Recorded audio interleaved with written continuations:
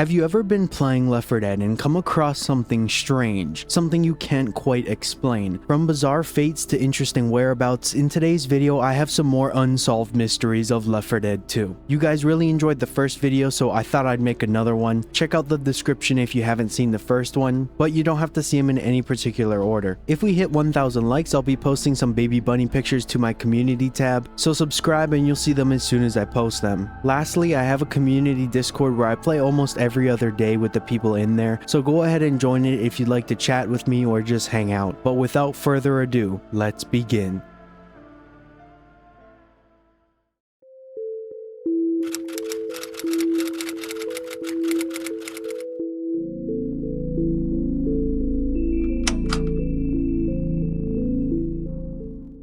In my last video, I talked about some of the survivors you can come across while playing Left 4 Dead 2. For those of you who don't know or might have forgotten, the Left 4 Dead 2 survivors actually meet a fifth character who sticks with them for 3 different maps. This man's name is Virgil, aka the friendly boat driver. The survivors first make contact with Virgil through a radio on the last chapter of Swamp Fever. After holding out for long enough, Virgil will blow open the plantation's front gate, allowing the survivors to run down the hill and hop on his boat. Rewinding a little bit, the conversation with Virgil is pretty short. One of the characters picks up the radio and says hello. Virgil says it's good to hear from someone and asks where you are. If you don't click on the radio a second time, he'll just keep asking you for your location, and if you interact with the radio, your character will mention the plantation, in which Virgil will respond and say to stay put, that he's coming. At a plantation with a big gate. Stay right where he is. I'll come for you. We'll be here.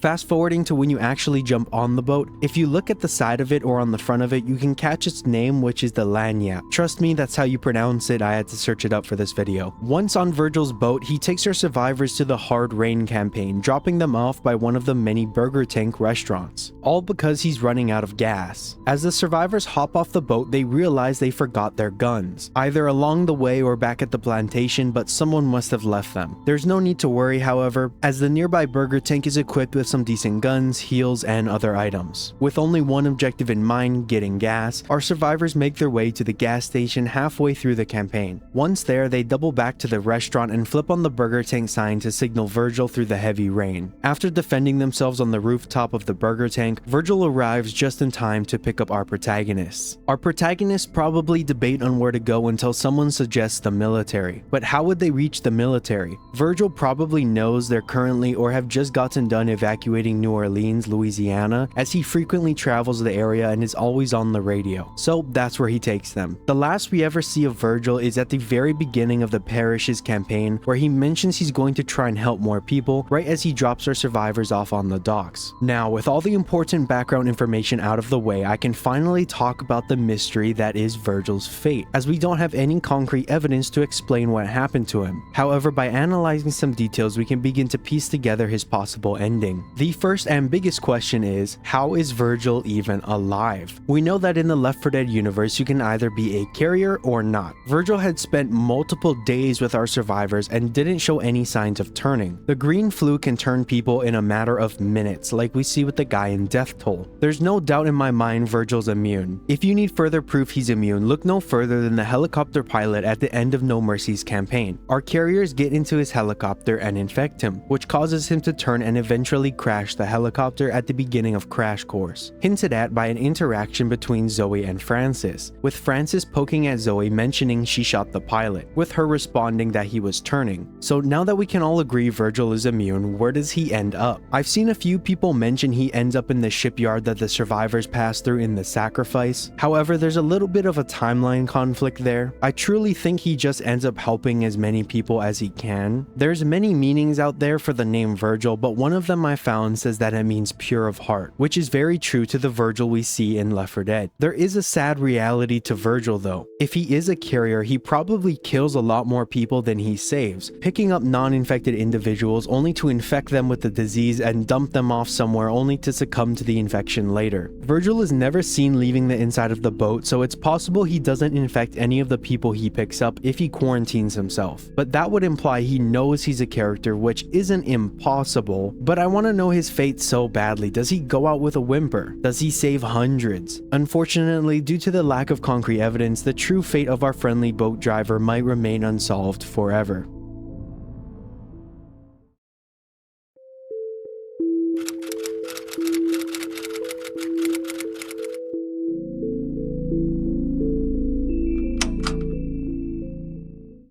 As you may have discovered through this series, Left 4 Dead has a few interesting characters. For example, the man in Death Toll like I keep bringing up, or Virgil. But one character that is constantly referenced in the early game of Left 4 Dead 2 is Jimmy Gibbs Jr. All throughout the Dead Center campaign, the characters make remarks towards a man known as Jimmy Gibbs Jr., which I'll be referring to as Gibbs, who appears to be a race car driver. Ellis and Coach in particular seem to be super big fans of his. According to the wiki, he's written an autobiography called Speed. I have no idea how they would have found out this information, but that's what it says. Gibbs is part of a group classified as uncommon infected, normal infected that have a slight twist. Think of construction workers that ignore pipe bombs or hazard zombies that are fireproof. How does someone come across Gibbs in-game? Well, leading up to this video, I've never seen him in-game, and I have hundreds of hours. According to the wiki, he can spawn every 15 days, making him extremely rare. Once he actually spawns, he has some crazy buffs. He's immune to the attraction of pipe bombs and bile bombs. It also says he's immune to oil blinding and fire in general. He has a whopping 3,000 health, but only 50 on easy mode. For reference, a tank has 4,000 health in normal mode, so he's pretty tanky to say the least. The mystery of Jimmy Gibbs Jr. comes in explaining why his zombie in particular is so strong. Sure, you could boil it down to a simple Easter egg that developers added,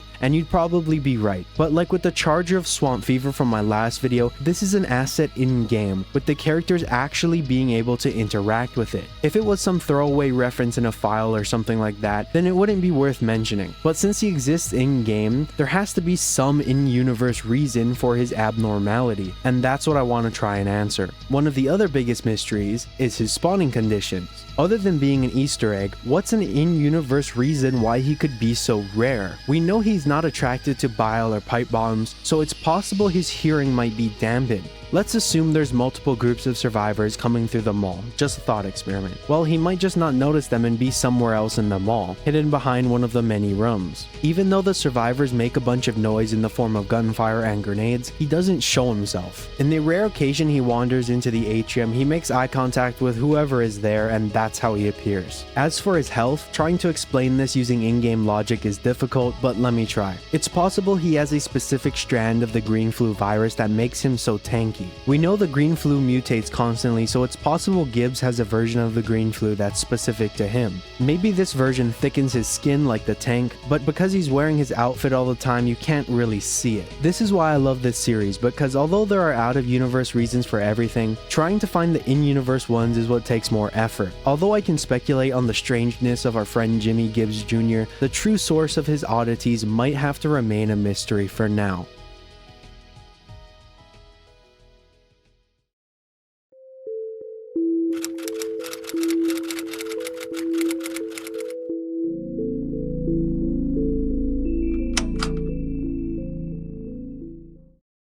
For this next section, I need you to give me a bit of time to explain. In my last video, one of the mysteries I brought up was the origin of the green flu, and this is a sort of follow-up to that one. I insinuated the green flu came from military weapon testing, but the true origin is really unknown. A lot of people commented on that video mentioning that the origin comes from a mission in a game known as Payday 2. For those of you who don't know, Payday 2 is a heist simulating game where you go from mission to mission completing objectives to unlock more gear and better missions. I think this goes without saying, but any content not specifically in Left 4 Dead should never be taken as canon at first glance, because a lot of people were just citing this as a source of the Outbreak, but if you play the mission you'll find out it doesn't give you any more info than we already knew. But let's once again try and solve the mystery surrounding the origin of the green flu. When the heist crew first loads into the mission, they're slightly put off, mentioning something about the mission doesn't feel right. Why does it feel like I shouldn't be here right now?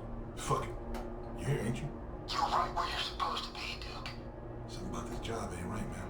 It's something. Remember, guys, the payoff on this one is important. Alright, man. You know what you're doing. Just don't want this shit biting our asses later. Once the map fully loads in, you can take your time and explore and realize you are indeed inside Mercy Hospital. The layout is similar to the floors in-game, but it's not an exact replica, as some of the rooms are placed in the wrong location and the size of the rooms are not one-to-one. It could be that it's a different floor of the hospital, but the more likely reason is that they tried to imitate the level from the original game, but balance the space and rooms to the flow of Payday 2. What are you even doing here in the first place? Our crew is tasked with taking blood samples from a patient and extracting with them through the roof. So that's what you do, or at least try to, as I immediately failed at shooting the cameras in the beginning and I had to go guns blazing. You drill through this door with a teddy bear thing and have to defend it as it slowly breaks the lock. Once inside, you have to drill open multiple doors until you find the correct patient. It took me about 2 tries, but it's random. Once you find the patient, you have to extract their blood and have to load the samples into centrifuges to make sure they're good enough. Once that's done, you have to call the elevator and defend it until your getaway arrives. Meanwhile, the police constantly cut the power, forcing you to reset the box and recall the elevator. Once inside the elevator, it begins to smoke, but our crew busts open a panel in the floor with a crowbar to make it to the helicopter just in time. That is literally it. All this mission shows is that it's where Patient Zero originated. However, we already knew Patient Zero was in this hospital, because you can find him in the base game. You didn't need Payday 2 to tell you that. Nothing about this mission provides any further information about the origin of the green flu. Sure, the characters make a few remarks about the government and military, and the mission description tells us some stuff, but nothing revolutionary. Supposedly there's a Bill cameo at the beginning of the mission, and I actually saw it on the second time I played it. It's just a really rare spawn chance. This mission is also in the first Payday game, but I'm assuming it's exactly the same from what I see online. It's possible the military intentionally infected this person, but like I said in my previous video, it was most likely an accident. The true origin of the green flu still remains unsolved for now.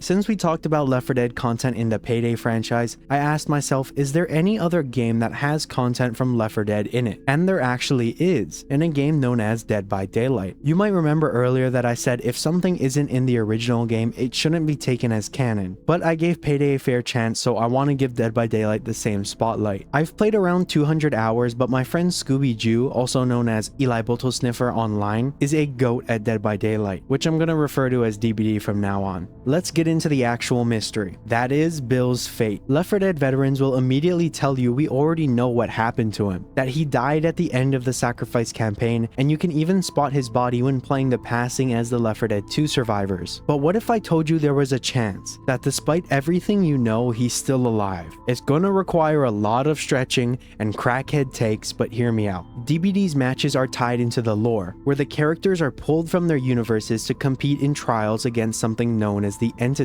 Once they complete these trials, they're sent back to their respective universes, which is how one could argue that even though the characters are in this game, it isn't canon breaking to their original storylines. But that's a point of debate. Imagine if that character was pulled from their timeline, competed in the trials, then entered right back in at that very same time like they never left. This is where Bill comes in. You see, Bill isn't the only piece of Left 4 Dead content in DBD. The other DBD characters have cosmetic items for some of the survivors in Left 4 Dead, but Bill is the only real playable character. Now we know that the Entity grabs these characters from other universes, but how could it be possible that Bill is alive in DBD but dead in Left 4 Dead? Well, picture Schrodinger's cat. It's a real thought experiment that deals with the concepts of quantum mechanics. Let's say there's a cat inside of a box that's strapped to a killing device that has a 50% chance of going off. According to quantum mechanics, the cat is both dead and alive until the content of the box is revealed. In this mini theory, I'm stating there's a chance that Bill was grabbed by the Entity the moment he was killed and transported into the DBD universe. If Bill escapes the trial and is sent back to his universe, he gets to live on. Like I said, this is a complete crackhead take. If you're still here thinking I'm sane, I don't know what to tell you. I just brought up quantum mechanics to explain a character death from a 2009 game. Now, I cannot stress this enough, you really have to know DBD's lore to understand where I'm coming from. But if you agree that the lore of the DBD universe doesn't infringe on that of Left 4 Dead,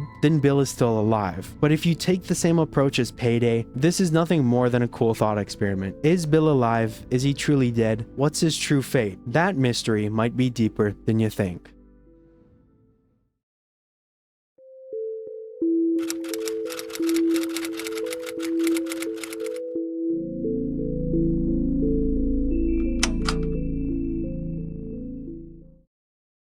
This next one is a bit simple, so I'll just keep it short. But one of the biggest mysteries that has stood out to me even as a kid is how the hell did the survivors of Left 4 Dead 1 make it to the beginning of Blood Harvest? Yes, there was a map that was being worked on that was supposedly gonna connect Dead Air and Blood Harvest, but that map was never finished. I believe it was called like Damn It or something. Thus it's up to us, the fans, to connect them given what we got in the final product. Now I just mentioned it, but the map that canonically comes before Blood Harvest is Dead Air. And at the end of Dead Air, we see our survivors leave in a giant C-130. But when we snap to the beginning of Blood Harvest, our protagonists are just chilling at this campsite. Given the little to no context clues, this is a true mystery in universe, but I have a few guesses as to how they got there. If you want to go the lost map theory and say the survivors canonically went through a dam, then my best guess is that the plane either crashes or drops them off at the beginning of that campaign, only for our survivors to make their way through said dam, where they hike to the hilltop we see them at the beginning of Blood Harvest. And then they subsequently set up their camp and put everything out, you know the drill. My second guess, if you want to cut out this whole dam part, is that the plane from Dead Air crashes in the forest somewhere, and using some supplies from the wreckage, our survivors hike to the mountaintop only to end up in the same place as before. It's worth noting that there obviously is no plane wreckage at the beginning of Blood Harvest, but you could just say it was far out of sight if you wanted to explain it away. But that's it for the smaller mystery, let's move on.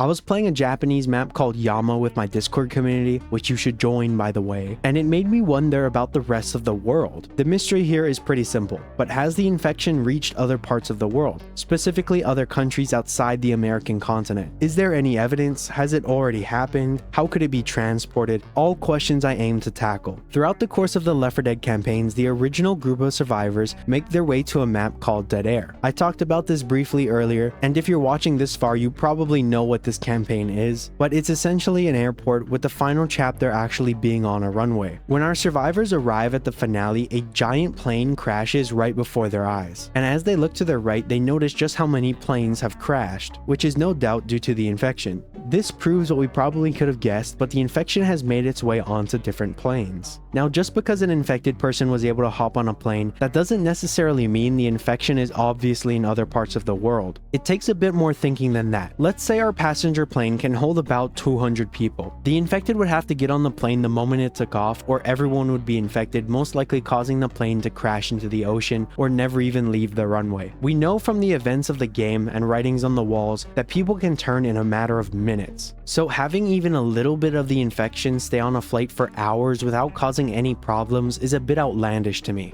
There's also the possibility that someone turns into a tank, then say goodbye to that plane because he'll probably rip it in half. There is a possibility that the plane has a few carriers, so that even if the rest of the plane got infected, they would be generally fine, as long as they could dispatch of the overwhelming number of infected. There's also the possibility that no one turns into a tank, so none of the infected are able to breach the cockpit, which would mean once the plane reaches its destination, the infection would immediately begin to spread. However, with the sheer amount of flights, I wouldn't be comfortable saying there's a 0% chance it doesn't make it outside the US. There's other modes of transportation like boats. A giant cruise ship heading towards Europe could succumb to the infection and still land at their harbors. Picture the scene from Jurassic Park 2. I'm pretty sure the infection will spread out of the Americas, but has it currently? The infection has only been going on for a few weeks, so it's possible, however unlikely. Given a bit more time, it would essentially be a guarantee. However, only using evidence from the game, there's nothing concrete that proves the infection has spread outside of the US and parts of Canada. If there ever was a third installment to the franchise, I would definitely assume it would take place in other countries, and thankfully with the use of mods, you can make that happen for now. Who knows, the 20th anniversary is in a couple years, maybe we'll get something special. I do read almost every single comment, so if you have a mystery that you would like me to talk about, let me know by commenting it. And if I use it, I'll shout you out in a future video. But please remember to join the public Discord server if you can. And again, if we hit 1,000 likes, I'll post some baby bonding pictures on my community tab, so make sure you're subscribed and you'll see them on your feed. Have a nice rest of your day, peace out.